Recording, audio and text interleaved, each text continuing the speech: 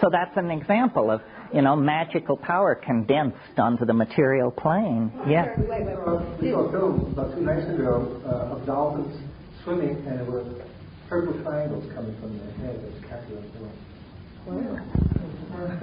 Clearly the same phenomenon. Yeah. First of all, I have to ask an inevitable question. Did the man do his counter singing after that? He actually didn't come back after that evening. Then the other question, or actually a perspective, is I've done extensive work with iridology to the point that I could understand where the limitations in that science were blatantly obvious, because it's not so much the physical characteristics of the iris of the eye, it is what is transmitted from the mind through the pupil or the sensor of that filter that is really being accessed by someone who is discerning. And that's what will give you the blueprint that you're looking for.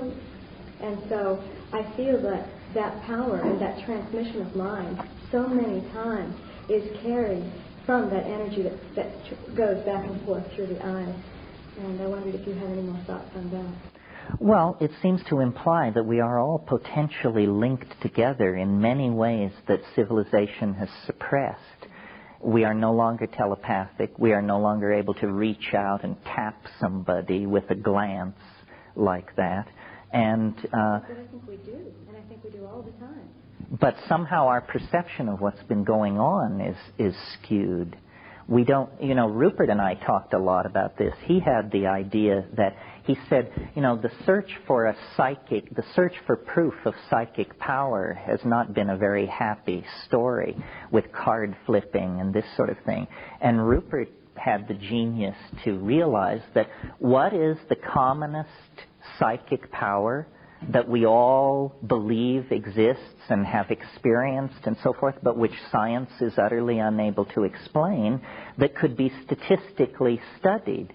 Well, what it is the sense that someone is looking at you, and you could test this. And in fact, we did tests where you would choose one person and put them at the front of a room full of people, and then you would tell people either look at your lap or look at the back of this person's head, and they would be asked, are people looking at you, or are people looking at the back looking at their lap? And certain people, you could quickly satisfy yourself, were able to detect this a phenomenal amount of the time, well beyond statistical, the rules of probability. So I think we're surrounded by subliminal abilities that we can't really understand. I mean, from years of traveling in Asia, I have an amazing psychic power, which is I can tell when food shouldn't be eaten, and it will happen to me, in very good restaurants, and if I go against it, I'll spend the evening over the toilet because I couldn't believe that Chez so-and-so would serve poisoned food because it was costing me so much money. But then when I get back to the hotel room, sure enough, by overriding my own instincts, I get into trouble. I think psychic ability, well, this is worth talking about, that we cannot be, or how can I put it, we cannot evolve beyond the confines of our language. And if you have a language that makes telepathy impossible, then telepathy will be impossible inside that culture. You see, we all pay lip service to the idea that language and culture create each other, but we actually act as though culture is real, and it isn't.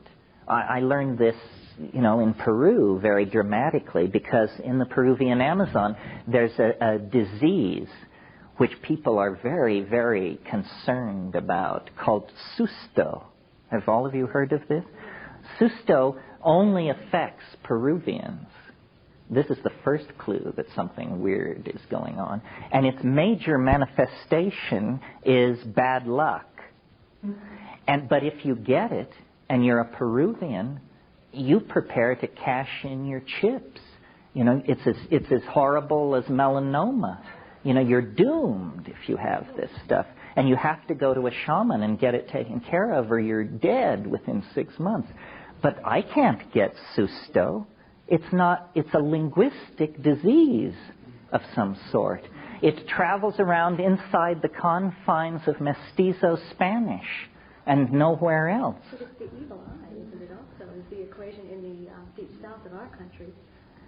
Well, yeah, people have these ideas, yeah. And, you know, like people say, well, magic is accomplished because the person the magic is being done to knows that it's happening, and therefore they unconsciously participate in their own demise.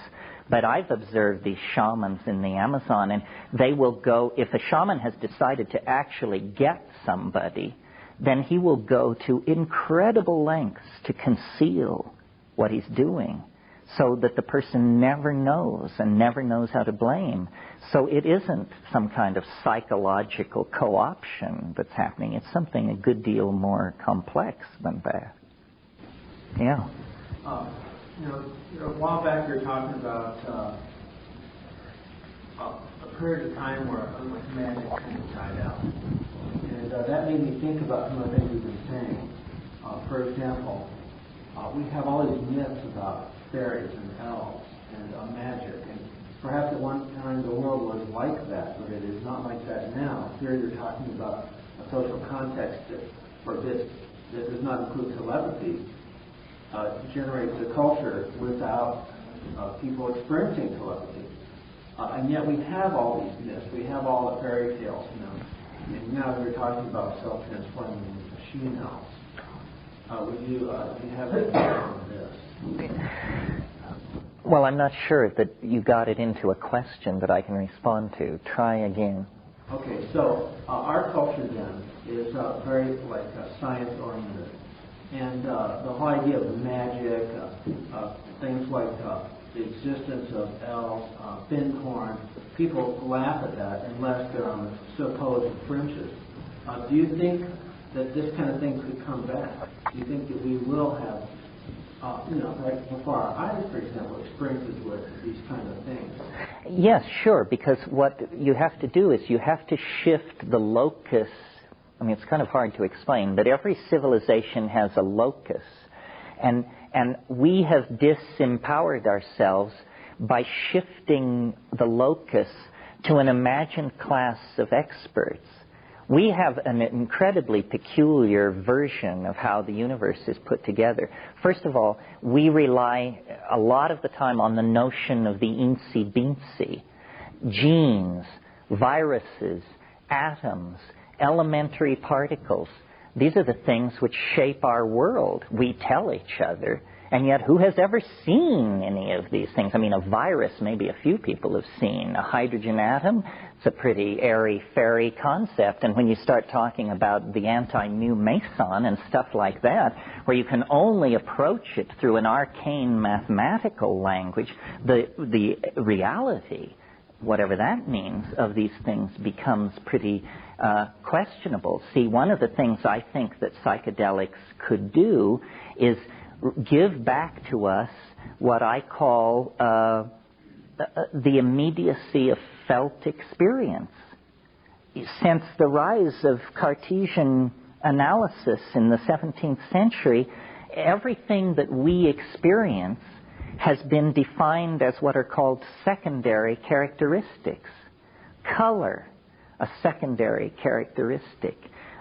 Feeling, and what's real is mass, momentum, charge, spin, stuff like this, which, these are the primary qualities of the universe. Whoever encounters or deals with them. We need to model reality so that it is understandable to us. I mean, that statement should even have to be made shows how far off track we are. Our current model of reality is excellent for describing the behavior of hydrogen at the center of stars or something like that. Terrible for explaining to you how you're supposed to stay tuned to your girlfriend. So somehow we have sold out to abstraction.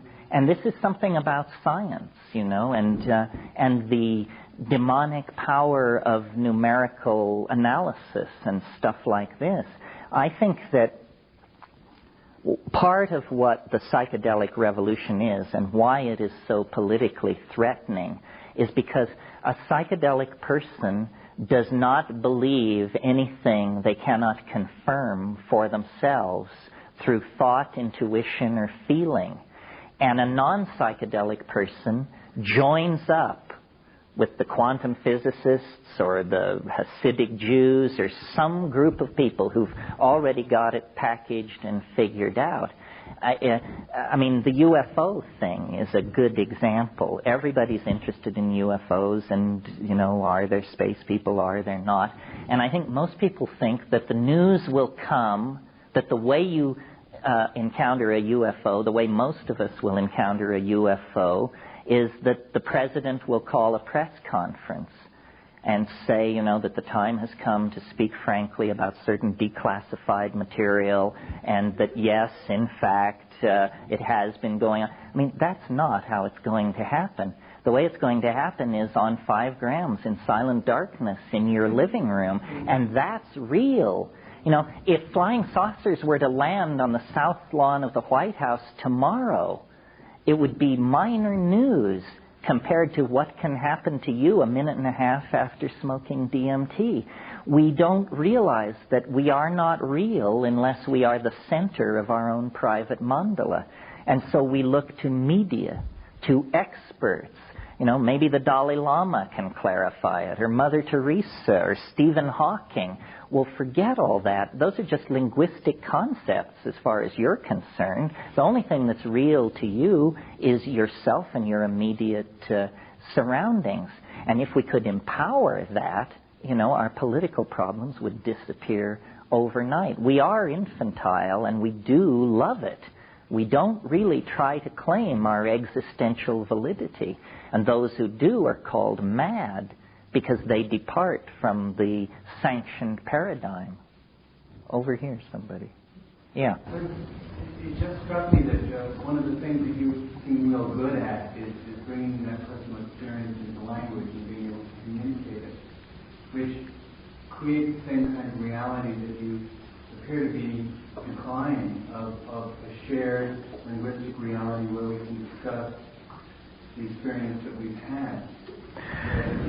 Its value becomes elevated when we talk about it. Yes, well, it becomes real when we talk about it. I mean, one of the most satisfying experiences that I have as a public speaker is sometimes after speaking to groups like last night, somebody will come up afterward and say, I thought I was crazy until I heard you speak. Now I know there are at least 2 of us. And the truth is, you know, there are more than 2 of us. There are thousands. If you know, it's a delusion if it happens to one person. It's a cult if it happens to 20 people. And it's true if it happens to 10,000 people. Well, this is a strange way to have epistemological authenticity conferred upon something. We vote on it, you know. So I would like competition. I mean, I feel pretty lonely out here. I'm surprised nobody has followed me into this. There must be other people who can articulate these things as well or better than I can.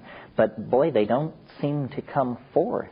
And I really don't know why that is, because what I say is not all that exceptional. It's just the sum total of it is kind of eerie. But if we don't, that's why I was saying, you know, we cannot evolve faster than we evolve our language. Our language is like the collective skin of our culture.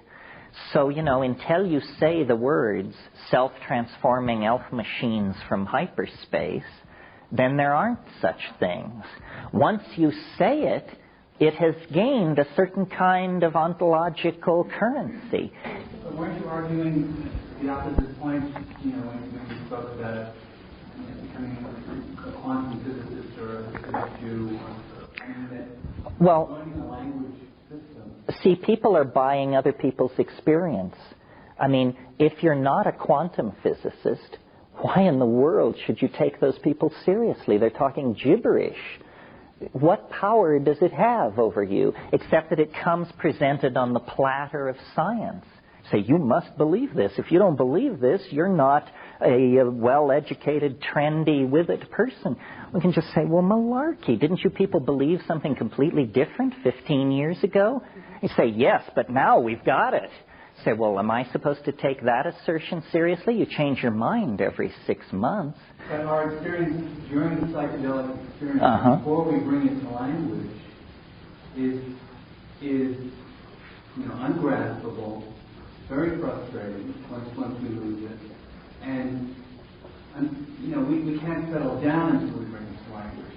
That's what they've done with their experience. They brought it to language, then they can kind of settle down and play with it. So we seem to be caught in this thing. If we're having a true experience that's pre-linguistic, it's beyond concept. Once we conceptualize it, it becomes not quite an experience, so the experience really changes, and it becomes something that we can then tokenize and pass to each other and have a good social time with. But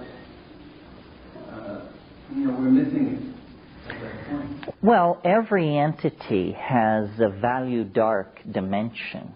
I mean, surely only the most naive of quantum physicists believe that the quantum electrodynamic description of the electron is all there is to say about the electron, because biology is made out of electrons, and you can't reason from quantum electrodynamics to the rainforest.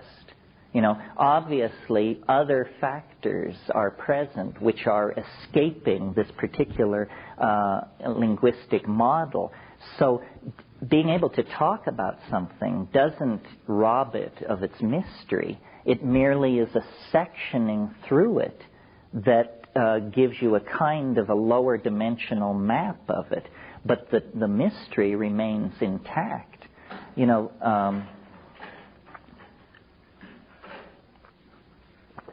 Wittgenstein talks about what he called the unspeakable.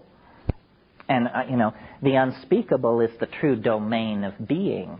And then within that, there is a very small subset of those things which can actually be captured in language. But they're a vanishingly small set of the whole thing. Mostly it's all mystery. I don't know why this is so surprising to people. I mean, where is it writ large that bipedal primates with binocular vision are supposed to be carrying around in their heads true models of the cosmos? I mean, would you expect an apple tree or a monarch butterfly to have a true map of the cosmos inside them? No more than that we should have.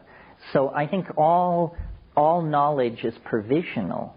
And I think the new science will honor this. This is why the rise in the use of the word model.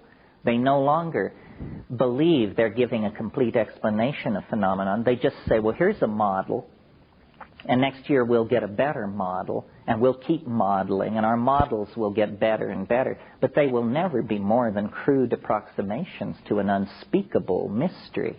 Do you find that tragic? No, I find it exhilarating. I think part of the male or part of the ego dominator pathology is to demand closure out of everything. There is no closure.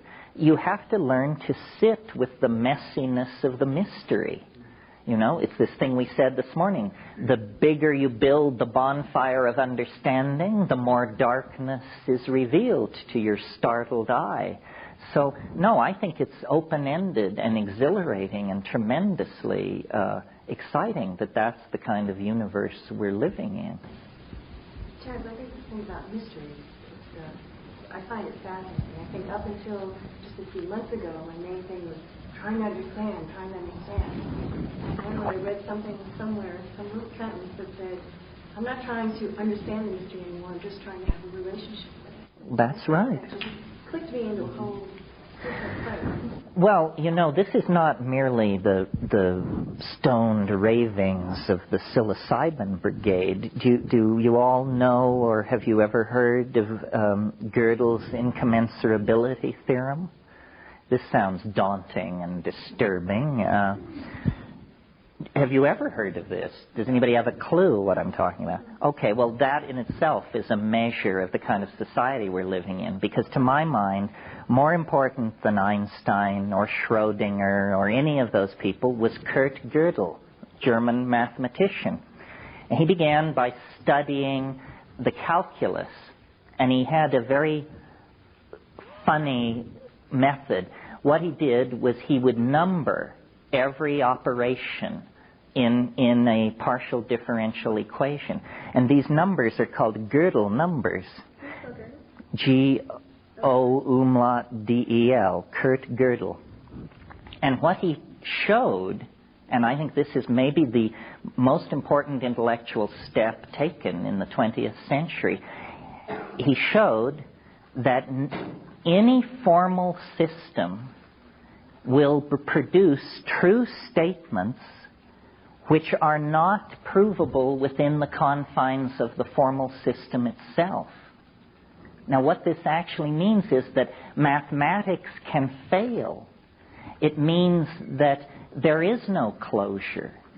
He proved this logically, showed that closure is impossible, that everything, he showed it for arithmetic, the most secure of all intellectual edifices. Essentially what he showed was that 2 plus 2 equals 4 is a very strong tendency, not a law. And this incommensurability theorem means that no program of formal analysis will ever completely exhaust its subject. There will always be a residuum of mystery. And we need to come to terms with this. I mean, it's taken us 80 years to get Einstein under our belts. And that's a simple notion compared to what Gödel is saying, because what he's saying is not about, the distortion of space-time near massive objects, but something which actually affects our own lives on a day-to-day basis. And, if you live for closure, you're beating your head against a stone wall, and your head will wear out long before the stone wall will. There's a kind of an appreciation for the mystery needs to replace the attitude that the mystery is an unsolved problem. Mysteries have no relationship whatsoever to unsolved problems. Yeah? I'm just wondering about the motivation of the explorer going into the dark continent, wanting to draw a map of the river, so that you can eventually build a railroad, et cetera, that you go through a lot of pain, a lot of difficulty as a pioneer to get the map back. If your primary assumption is that this map will never be drawn completely, where's the motivation? What does it then become? You don't need a complete map. I mean, I'm not such a fan of Wittgenstein, but he seems to have raised his ugly head here. Wittgenstein used to say, we do not seek statements which are true. We seek statements which are true enough. That's this genuflection to the incommensurability theorem. That's as good as it gets, folks. True enough.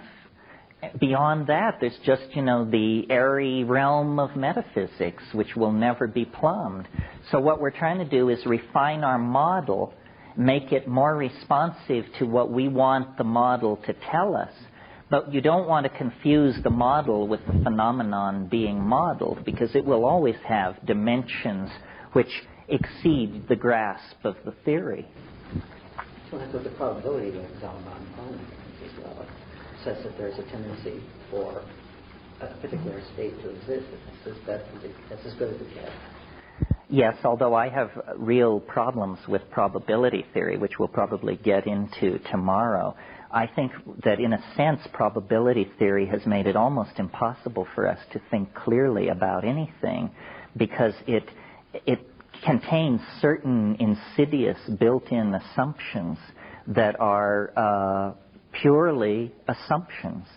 For instance, probability theory tells you that when you flip a coin, the odds of it being heads or tails are 50-50. If, in fact, that were true, the coin would land on its edge every single time. So what we need, you see, is not a theory of what is possible. That's science. If you want to know if something is possible, you find a scientist, and they're always perfectly happy to fulfill this function and tell you whether this is possible or not. What we completely lack as a civilization is a theory that explains to us how it is, out of the vast class of possible things, certain things undergo what Alfred North Whitehead called the formality of actually occurring. We have no theory. I mean, science can say, well, it's probable that it'll be this, but it's also 40% probable that it'll be that. You say, well, which will it be? You say, well, I just told you the probabilities. Say, that's not good enough. I want to know. Say, we have no theory of selecting among the probabilities.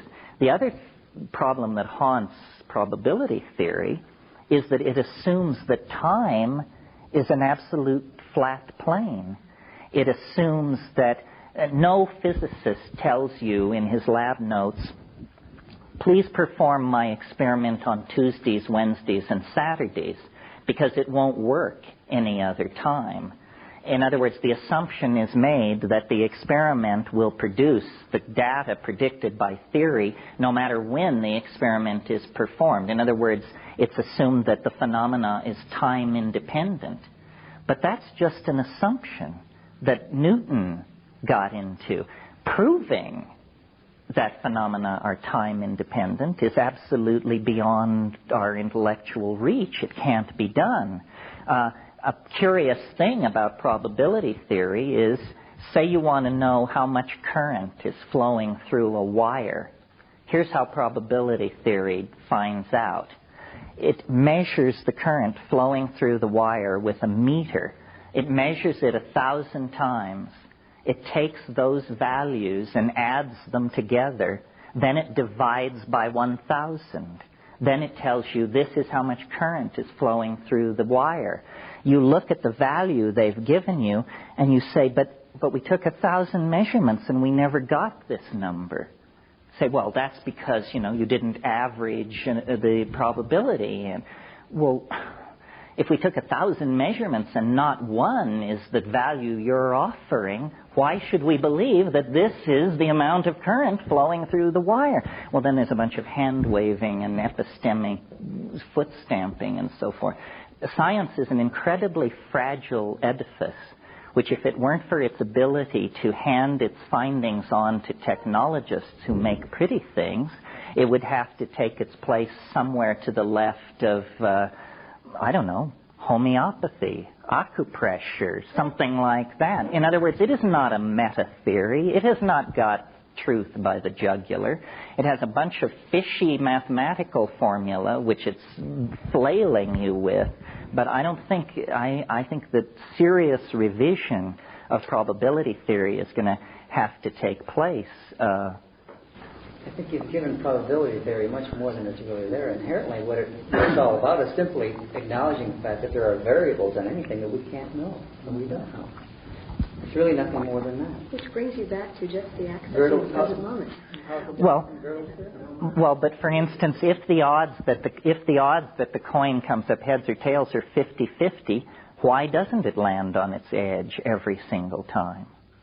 I don't see how it's related to landing on its edge. It's simply what happens with a coin, where it ends up lying, basically, whether it's face up or down, right?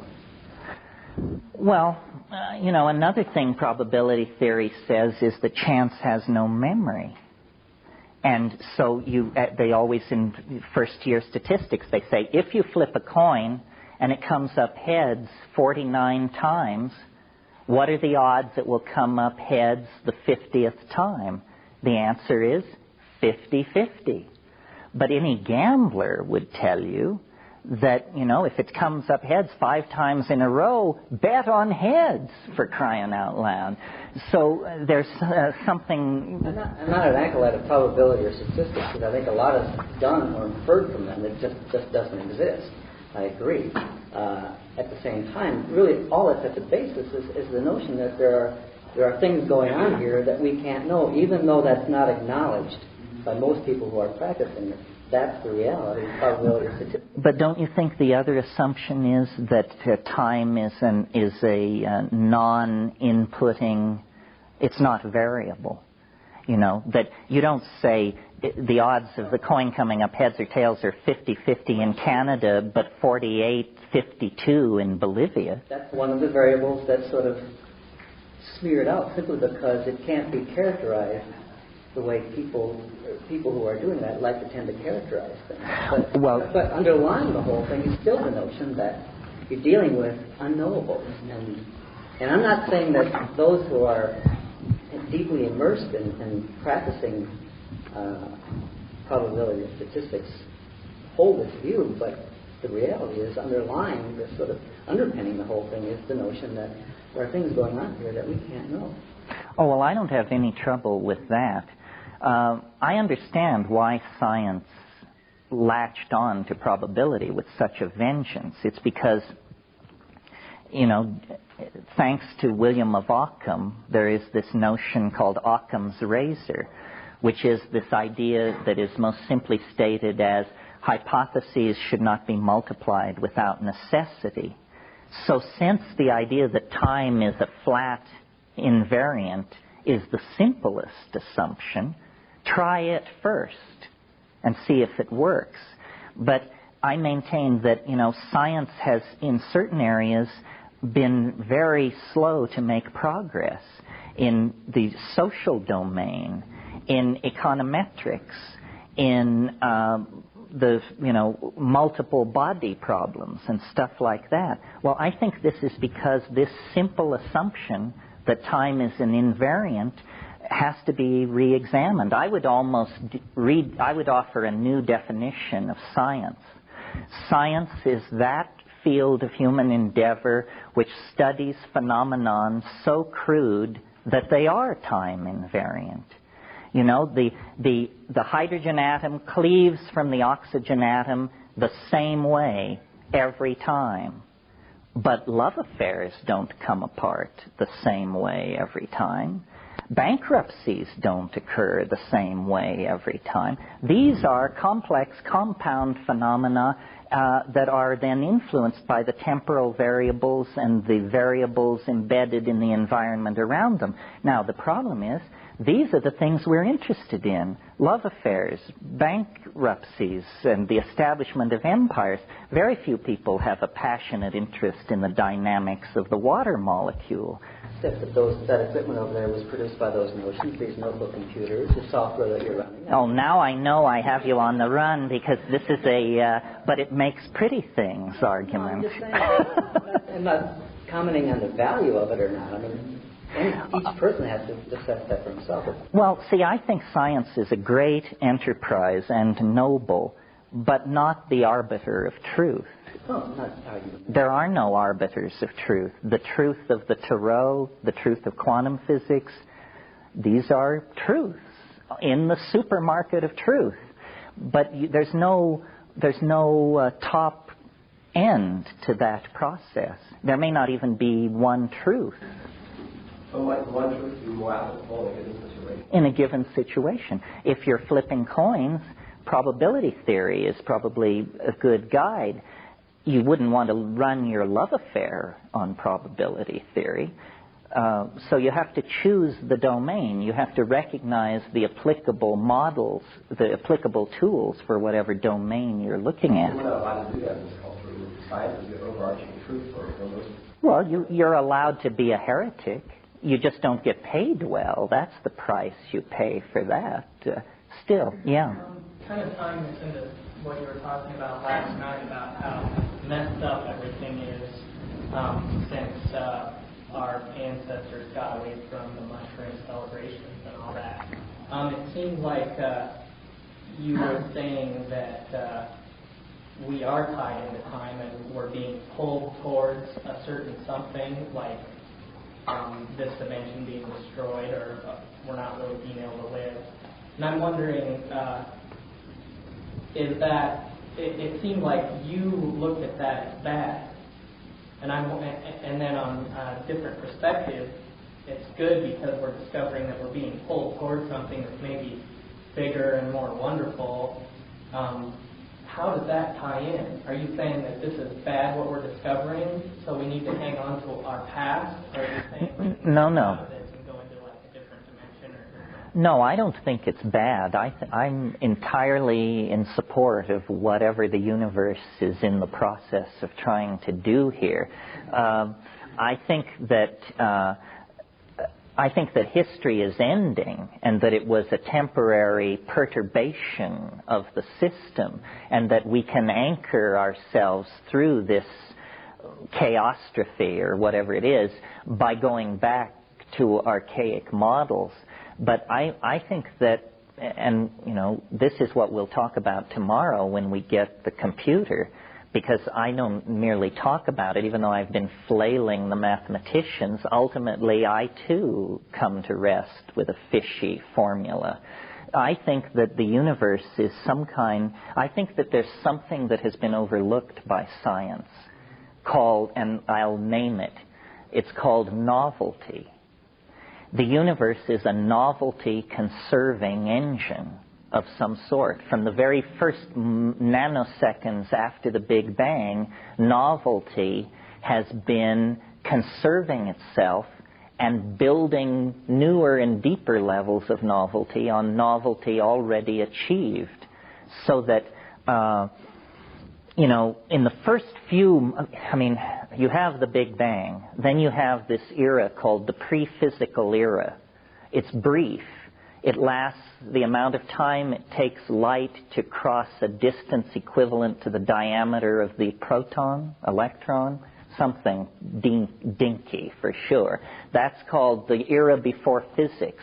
Then physics begins, one jiffy after that. And the original universe was so hot that it was a plasma of free electrons. So since it was a plasma, there was nothing that you could call atomic physics, because the ambient temperature was so high that electrons could not settle down into stable orbitals around nuclei. As the temperature of the universe fell, atomic systems crystallized out of that plasmic environment. Well, then, further cooling of the universe leads to more complex kinds of bonds and the cooking out of complex elements from stars. The original universe was made entirely of hydrogen. This hydrogen aggregated into masses so large that at their centers there was actually, and if you think I'm not nervous doing this in front of you, you're crazy. These aggregates of hydrogen at the center, it was so massive in temperature and pressure that fusion could actually begin, and fusion cooked out heavier elements, iron, sulfur, and eventually carbon. Well, when you get 4-valent carbon, this throws open the doorway to tremendous new novelty. You get now, for the first time, not atomic systems, but molecular systems. These molecular systems lead into protobiological systems. Protobiological systems lead into prokaryotes, then eukaryotes, then true higher multicellular animals, then mammals, then human beings, then electronic culture, then the big surprise. Now, the thing to notice about all this is that novelty keeps building on novelty already achieved. It crosses biological lines, atomic lines, molecular lines. It is a law of the universe, I'm proposing, that novelty is conserved. And so then what we represent is a kind of ultimate nexus of novelty. And I believe that, we are being wound tighter and tighter and tighter into a confrontation with, the equivalent of the singularity at the center of a black hole. But it isn't a gravitational singularity that I'm talking about. It's a novelty singularity. And so, the universe is growing toward some kind of ultimate state of boundaryless hyperconnectivity. And when that is achieved, the process will cease to be describable in the locus of ordinary space, time, and energy. Now, science has no notion of this concept of novelty.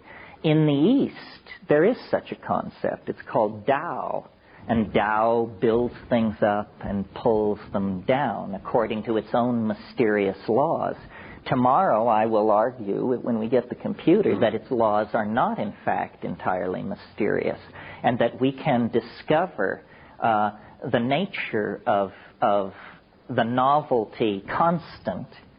And instead of treating space-time as an absolutely featureless plane, we can take that zero value, which is how that shows up in the Newtonian mechanics, and substitute instead a fractal dimension number, which will be some kind of decimal fraction between 1 and 2, and then this will allow us to do things previously inconceivable, like predict the future and stuff like that.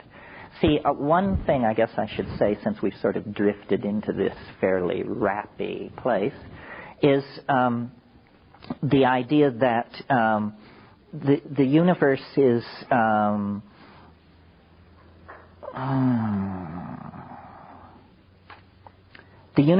growing toward itself.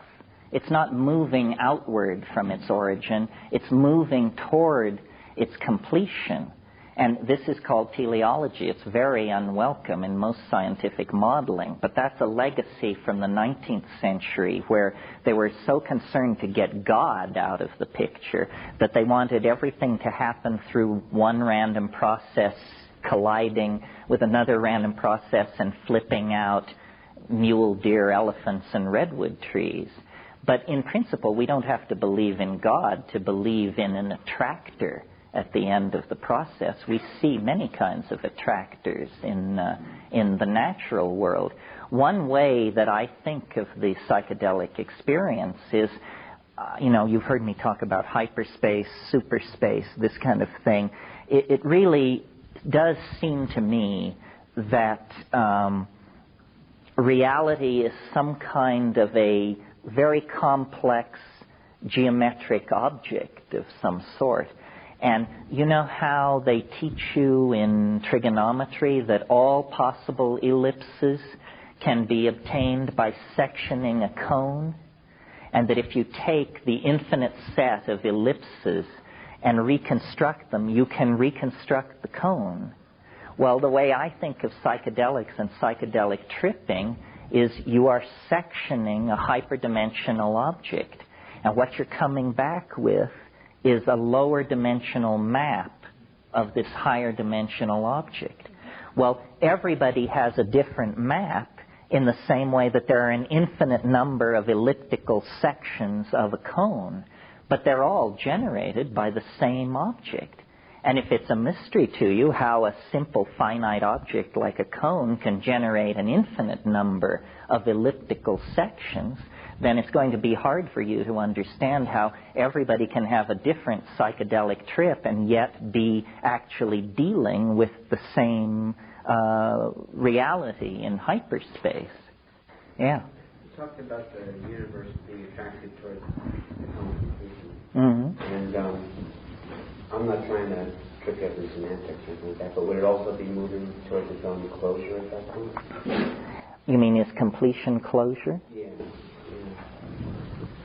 Well, what does closure mean to you? Well, I was relating it back to when we were talking before about closure not really existing. Well, maybe what we should say is there's only one closure, and all others are false closure. Closure isn't really the word I would use. I steal shamelessly from Alfred North Whitehead, and probably others as well, but I'm willing to cop to that. He has this notion called concrescence. which I think is a great idea. He says everything grows toward a nexus of concrescence. So complexification is at the service of concrescence. We can see how this planet is caught in a concrescent process. 100 years ago, it took 3 months to go around the world. Now it takes a third of a second. 100 years ago, a newspaper carried local news. Now local news means the news of this planet. We can telephone Prague or Shanghai by just going outside to the phone booth. We are being knitted more and more tightly together. Now, most people think this is a human world phenomenon and it will stop at some point with everybody connected to everybody else, I guess. I don't think it is a process of the human world. I think we're embedded in a collapse of physical law. This is a fairly pathological notion from the point of view of most scientists, because they believe that the universe will exist for, millennia or millions of years into the future. But I think our presence on this planet indicates that we're deep into Act 3 of the cosmic drama. Yeah. Well, if the universe were viewed as a setting for souls that intelligently evolve back to Godhead, when all the souls intelligently evolve, whatever aeons that may take, then the necessity to no longer be any need for the set of the universe. Yes, I mean, in a way, the problem is not the end of the universe, but why it existed in the first place. What happened to flaw the original nothingness, to contort itself into this fantastic cascade of interconnected complexity? It's very, very tricky, this stuff. I mean, without dragging that in, it's tricky enough, so let's leave it at that, yes. The philosophy and the thought science are pretty interesting, but I really came here to learn more about using the mechanics. Oh, well, ask a question. Seize the tiller. Everything you described, you've taken the full dose all at once. Is that the best way to do it, in your opinion? I mean, sometimes I've taken 4 grams to start and then 3 more later after you have to. Oh, I see what you're asking. Should you boost it? I don't like doing that simply because I like to get... I think the real action is in the flash. And the flash comes by getting as much of the material to the synapses in as coherent a wavefront as possible. So I tend not to do that, but to take an initial large dose. Of course, if you take an initial dose and it doesn't do anything, then you could follow it up. What about ibogaine? Pardon? Ibogaine. You mean just to discuss it generally? Do you all know what ibogaine is? It's a psychedelic. It's an interesting one. One of the things interesting about it is how little people are aware of its existence. It's the root scrapings of an African small tree or bush called Tabernantha iboga. And interestingly enough, it's a true aphrodisiac. Perhaps the only real aphrodisiac in the world, because what are called aphrodisiacs are usually either just stimulants or things which cause genital itching. But ibogaine actually seems to be works on the psychology of sexual drive in some way. It's a powerful hallucinogen. One of the puzzling things about ibogaine is that we can't confirm its use by human beings before 1850. And, the Portuguese were into the areas of Africa where this is happening. They've been in there since the 1430s. So it probably is a new pattern of drug use that has arisen, and it's a major force among the Fang people of Zaire and Gabon, holding back Christianity and mission culture. And it's a visionary hallucinogen, without doubt. ibogaine. Probably in the future, eventually society will get around to exploiting this particular one, just like it does everything else. Does that mean we're just main common? The drug is ibogaine. The plant it comes from is Tabernantha iboga. Yeah. You mentioned combining DMT with harmony. Mm-hmm. What is the experience? What is the change in the experience? Well, that's what ayahuasca is. You see, the DMT is then not destroyed in your intestine, and so you have a slow-release DMT trip by doing that. Is that done with smoking DMT after ingesting hormone? In theory, and probably in fact, that would be a tremendously successful way to get very loaded. The problem is it might be a too successful way. You want to be very careful with these MAO inhibitors. There are MAO inhibitors that drug companies have produced where a single dose inhibits all the MAO in your body for up to a month. This would be murder if you got around some DMT on that. The nice thing about harmine is that it's fully reversible in 4 to 6 hours. So it's a gentle MAO inhibitor.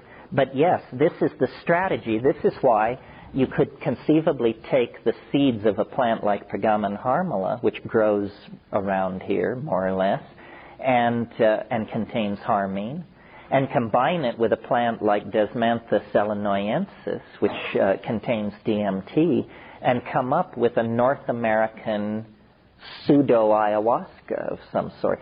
People are doing this, but, you know, if you think it takes courage to just do these compounds naturally, imagine the kind of courage it takes to diddle with recipes and to do your own bioassay, which you must do because the cook must taste the soup. Terence, what was the this plant? Not the Desmantha, but the other one? Pergamon harmala, P-E-G-A-M-U-M, Pergamum harmala in the Zygophyllaceae. Yeah. I was thinking it's really easy. I'm wondering if you and Dennis ever tried the experiment again. If not, why not? And then what really did it? Well, we never tried the experiment again because Dennis felt that he'd really made the maximum contribution to the effort. There are many experiments, though, which could be tried, which would put no human being in danger. For instance, you could use square wave generators, which are acoustical generators, to try and drive these drug molecules into DNA in vitro, in a test tube. You know, what you would do is you would simply put the denatured DNA into solution, put some DMT into the solution, shake it furiously, ultracentrifuge the mix to get the loose DMT out, and then weigh the DNA and see if its weight had increased by a number which was magically divisible by the molecular weight of the DMT molecule.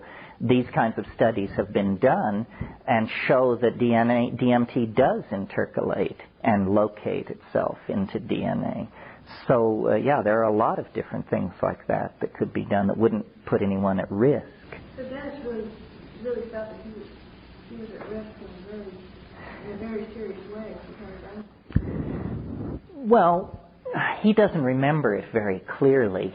His impression was that it lasted about 5 days. It actually lasted 3 weeks. So the real stuff that would have alarmed him, he fortunately was too out of it to see or remember. But I was there throughout the whole thing and saw it. And I think it would be nice to understand the parameters of the effect a little more clearly before we charge off and try that particular trick again, yeah. Well, this is what's being referred to is in True Hallucinations, which is a tape set which will be published as a book next year. It describes an expedition to the Amazon in 1971, which was really where we got the whammy. I mean, I'm still running on what happened from, the 28th of February 1971 to the 21st of March. The rest of my life is pretty much throwaway. But I don't know, it was weirder than flying saucer abduction, because now there's a whole form for it. It was hard to say. Something was waiting for us down in the Amazon, and as soon as we started taking these mushrooms, it began making suggestions about how you could use the mushroom and your voice and certain other materials present at hand in that environment to essentially, there aren't even words to say what it was, condense the soul into three-dimensional space, or create the Philosopher's Stone inside your body and then give birth to it, or, in other words, some radical transformation of the ontology of being human was held out as a possibility. And it all came down to an experiment that he wanted to perform that seemed to me so unlikely to have any effect whatsoever that I felt it was perfectly all right to let this experiment go forward, because I would have bet dollars to donuts that nothing would happen. Instead, all hell broke loose at the conclusion of this experiment, and he claimed at the time that what he had done was bonded into my DNA enough psilocybin in a superconducting kind of bond, which, if you know how superconductivity works, a superconductive bond is very hard to disrupt. It's not like an ordinary chemical bond. And he felt that you could do what he called bell the cat, that you could actually hang a transceiver around the neck of the logos itself. And from then on, it would talk to you constantly in the confines of your own mind.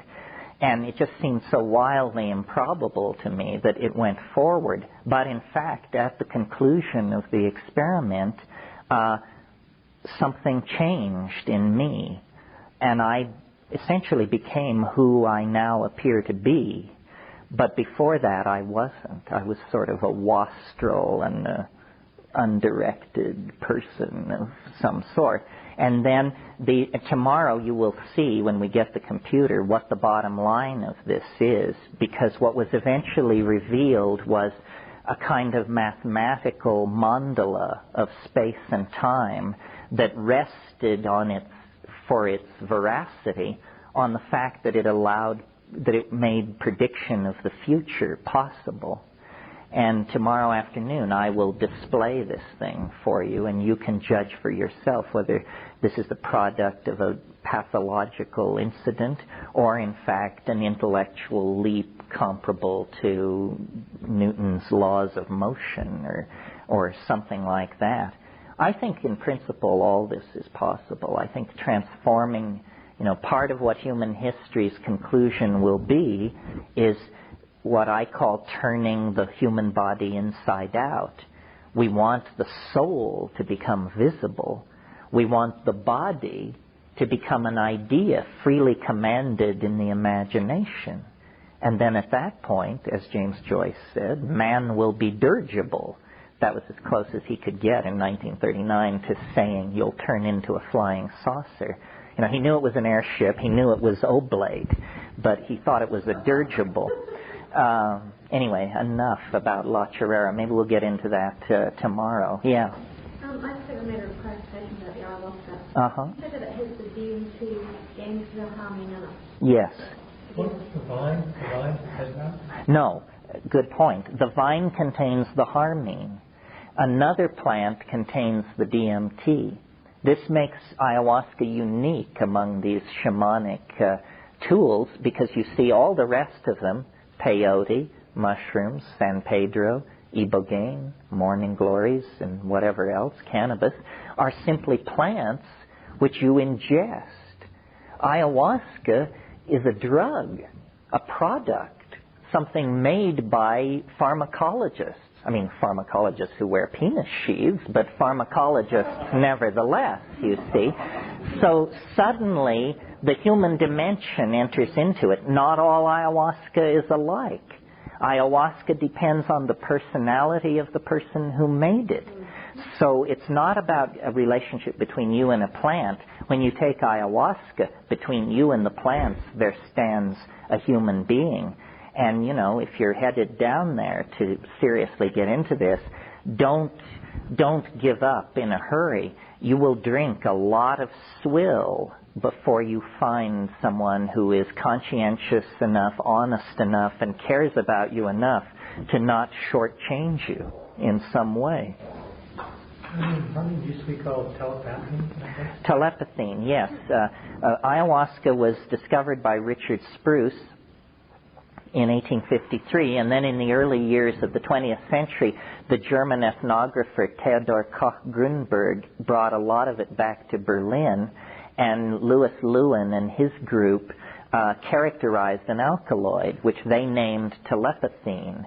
But it was not realized then until, I think, 1957 by the chemists Hochstein and Paradis that harmine, or that telepathine was exactly the same compound as an earlier compound isolated from the Syrian rue named harmine. And since the rules of chemical nomenclature are that the first compound, the first name takes precedent, telepathine had to be dropped and harmine substituted. But it tells you how convinced these early ethnographers were that this stuff was exciting paranormal mental abilities. Are they taking it with DMT or are they taking it by itself? The harmaline?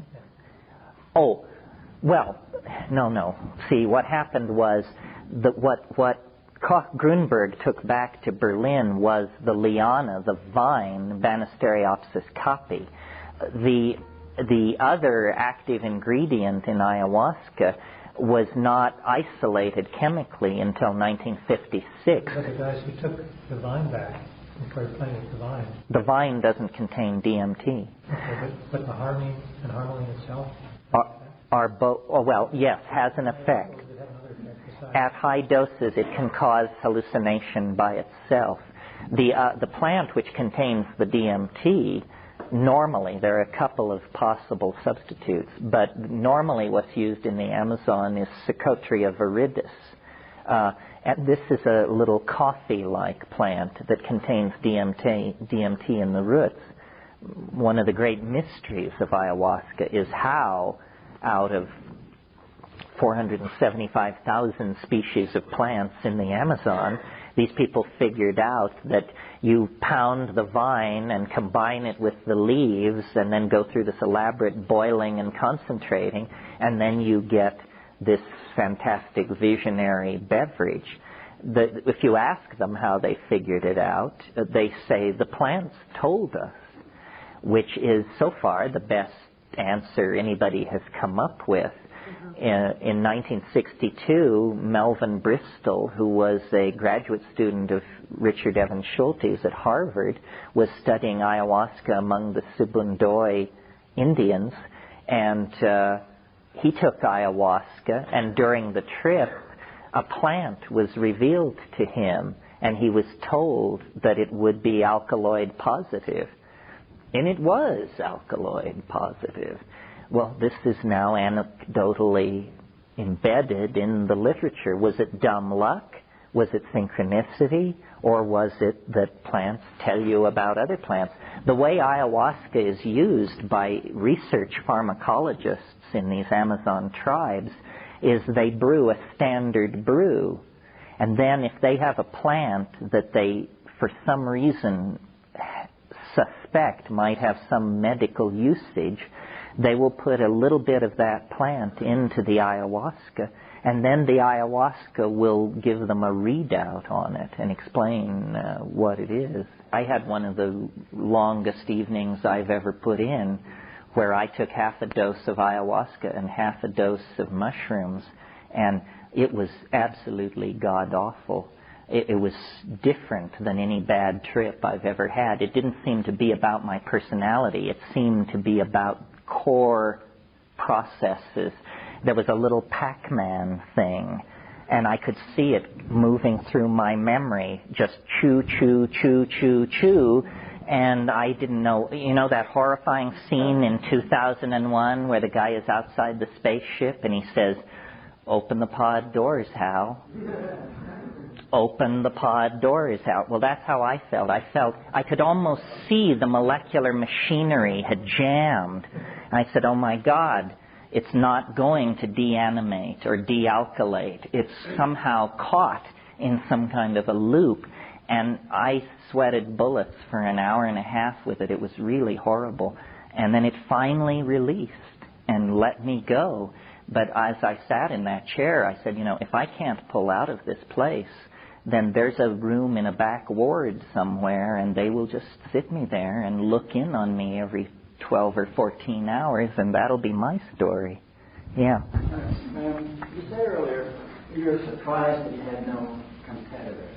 Right. And you understand that we have a political climate that's not congenial to exploring.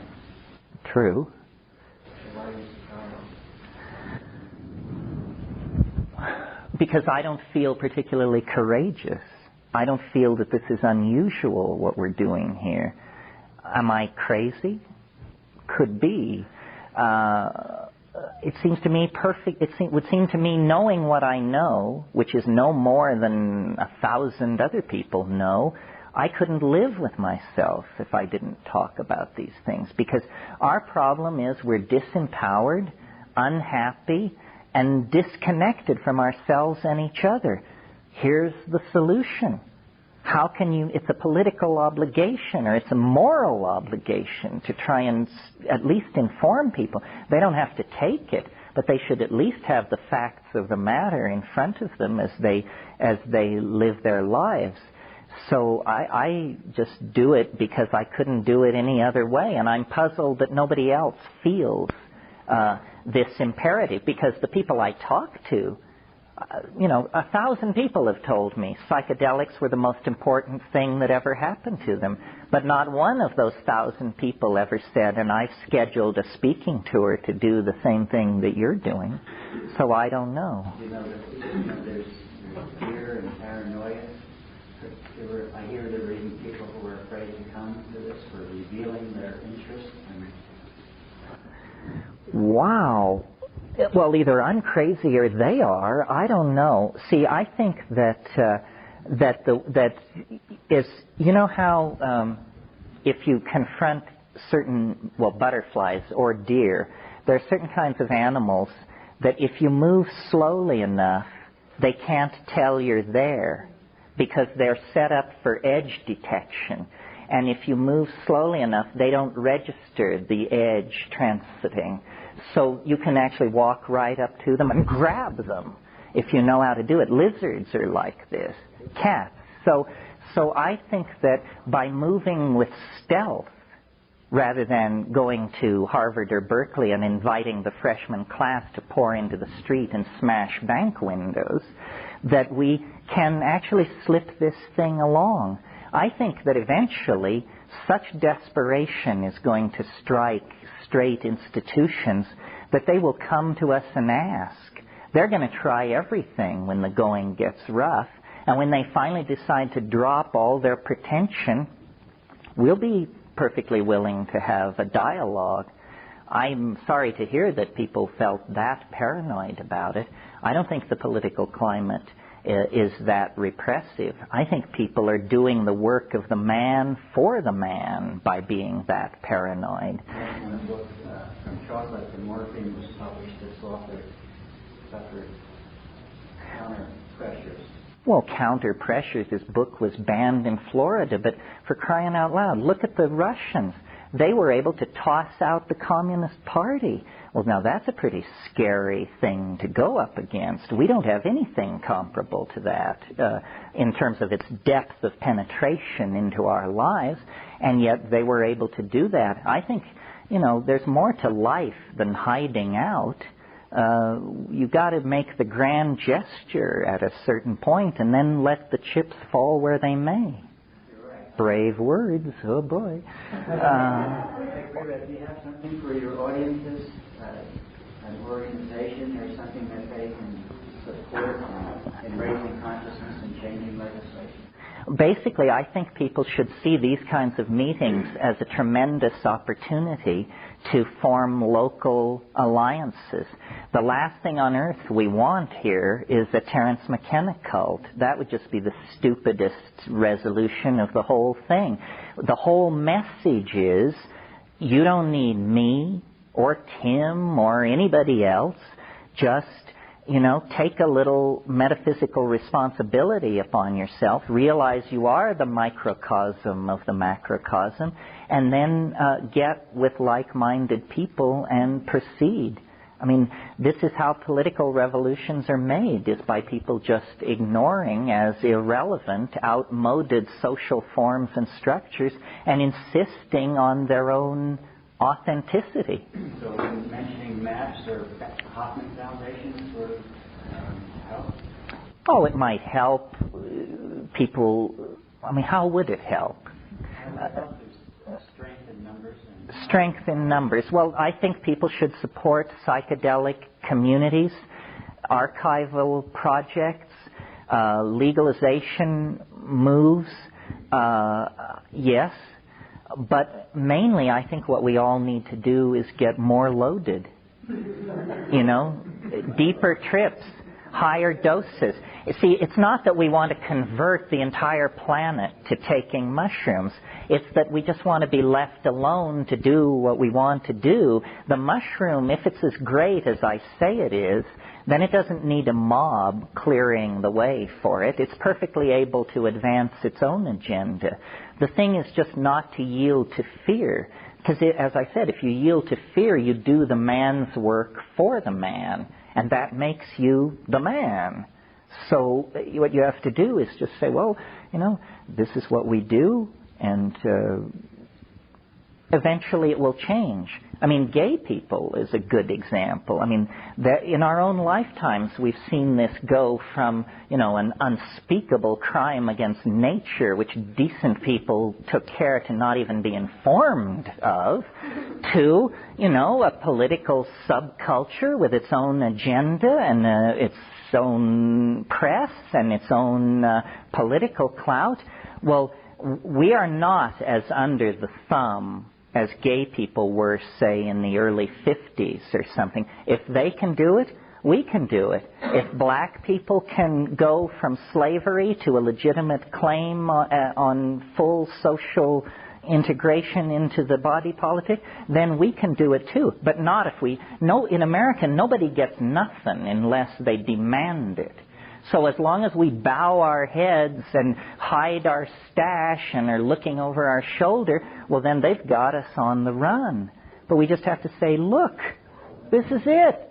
This is who I am. If this doesn't jive with your political agenda, adjust your political agenda, because this is who we are. Well, now let's knock off and regroup for tomorrow on that point. Thanks very much. Well, before we get into this morning's rigid agenda, where were we yesterday? And is there... I recall there were hands up. Do the people who belong to those hands still have the concerns that went with them?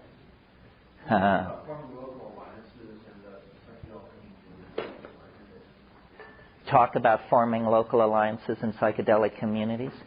Well, I think, as I said, this is your affinity group. You can't recognize psychedelic people walking around on the street because our victory in the area of fashion has been so total that now even creeps look like freaks.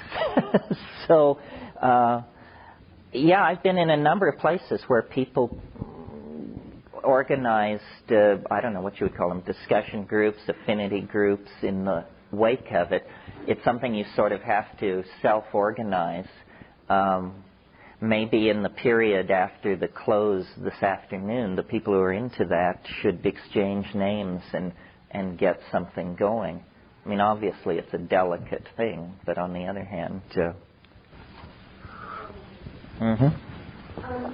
mentioned the word facilitator once yesterday, and I wanted to know what role that has played for you. For me? Well, a lot of people feel more secure doing journeys if they have some kind of ground control.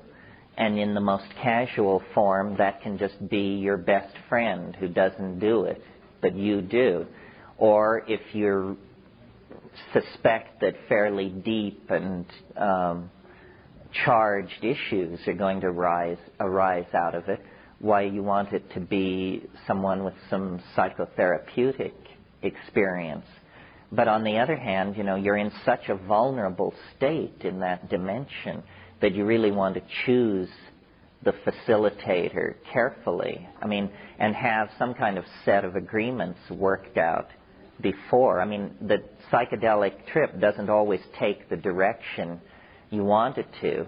I mean, you write down before you take it that you want to deal with some episode of childhood trauma or abandonment. Then you get loaded, and it seems so preposterous that, you can hardly contemplate the notion without laughing aloud. And the facilitator has keeps trying to bring you back, say, well, you're not doing the work. We're here to do the work. Well, then you say, well, having a knockdown, drag-out fight while somebody's loaded isn't exactly the way to go either. You sort of have to feel into that issue. As I said yesterday, I can't get where I want to go in the presence of somebody else because they hold me to the surface. If I were to have my idea of the perfect facilitator situation is that they're 2 rooms away and you have something equivalent of a beeper. And then, you can beep them and they'll come in and pat you on the head and tell you that it's all right if you need that. But otherwise, they stay completely out of it. It's really nice to follow your own thought, And I think we change in the presence of another person. We create a persona. And it takes a lot of energy to maintain the persona. And in that situation, there's no reason, so why do it? Yeah. When you visited the cosmos so frequently through psychedelics, have you been in a situation where you can do it without, be it, I don't know, you're tired or meditation or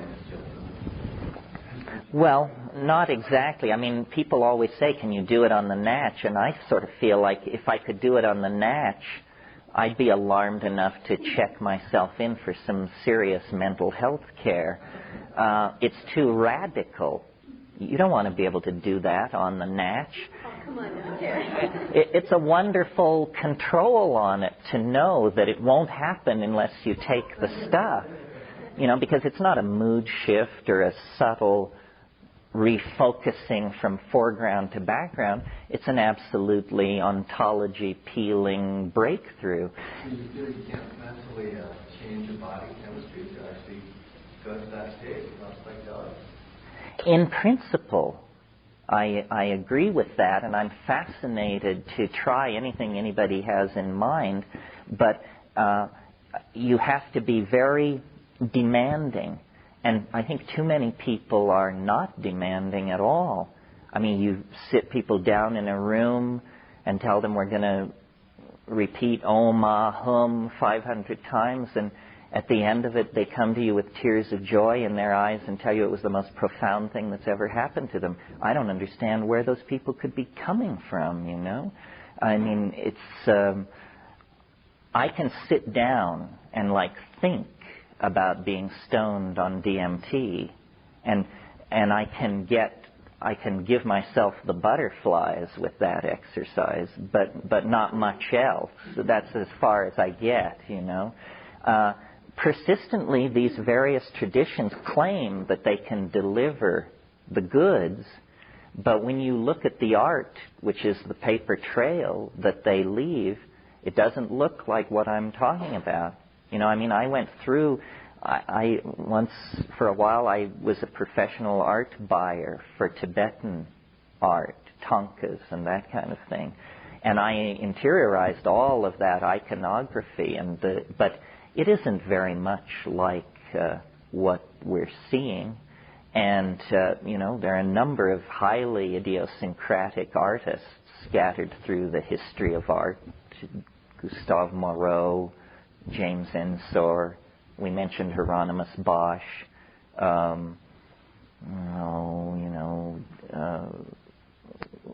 Matti Klarwein, but I'm trying to think of older ones.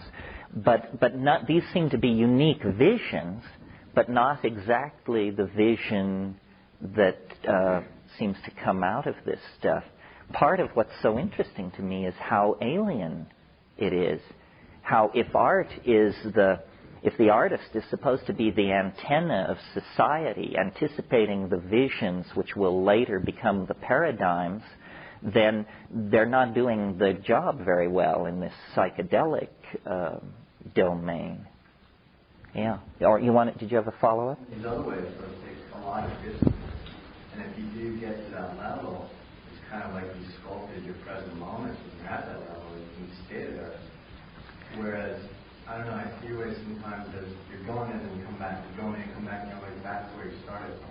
Well, but this is where the action is. It has to make sense in the world. Now, I don't want to suggest, I think, like in the case of psilocybin, I have no doubt whatsoever that if you take 5 grams of psilocybin every 4 days for, let's say, 40 days, then you will have nothing whatsoever to say to the rest of us. If what you see, the thing is, in the spiritual quest, all these methods, yoga and mantra, and then, all the new versions of this, the whole stance of the spiritual quester is accelerator to the floor all the time. When you switch over to this method, it's the brake pads that are going to get the work out. We psychedelic people do not strenuously exert ourselves to attain peculiar states of mind. We strenuously exert ourselves to keep the states of mind from becoming too peculiar. Why? Because it can become so peculiar that I don't know what. Yes, that's it. It can become so peculiar that it is unspeakable. And if it's unspeakable, it's just dropped out of the social contract, So really, the reason to maintain it is so that you can get back into the sociological state and communicate. But what I'm thinking is that I'm sure that there are people who have pursued it to the point that they just walked out of its existence and didn't come back. Yes, well, that's what I wanted to say. If you want to be the guy on Cold Mountain who is covered with hair, who the village people occasionally see when the mist clears, when he descends to the lower levels to cut wood, you can become that Taoist immortal. What I like to say about psychedelics is once you get to this, it's no longer about seeking the answer. It's now a tougher go. Now you have to face the answer. And it's so easy to seek, this rishi, that roshi, that geshe, that guru, and all the wonderful people, and the gossip and hijinks around the ashram, and all that malarkey. But once you get to this, and it's just you and it, it's a whole different ball game. Your way to get there, you really have to keep on and go through the rest of your life to stay at that level then? Well, we're talking, there are two things. The experience and the wisdom and maturity that comes from the experience. You don't have to keep dosing to do that, but to attain, maintain, and work out the implications of that. But you have to keep dosing to keep encountering the unspeakable thing that is the source of all that maturation and so forth. My gosh, everybody's agitated here, yeah. I wondered if, in your experience in the Amazon or otherwise with shamanic culture, if you found that they were able to do this without the drugs, or whether they were even interested? No, largely not. In the Amazon, I mean, I discussed this with people, and they said, no, you must, the plant is the teacher. I mentioned, or maybe I didn't, but there's an interesting book called Hauma and Harmeline by Flattery and Schwartz, and it discusses the ambiance of the religious attitudes of early Zoroastrianism. And they believed in what they called the Menang existence. And we're talking, 2000 BC here, and they believed there was no possible way of accessing this spiritual dimension except drugs. That was the entire way to do it. And I think it's a kind of pharmacological and energy barrier. It's good that these things are isolated from ordinary experience by the formality of having to take the compound. If they weren't, it would be flooding in upon us all the time, and we would have a hard time indeed. Yeah.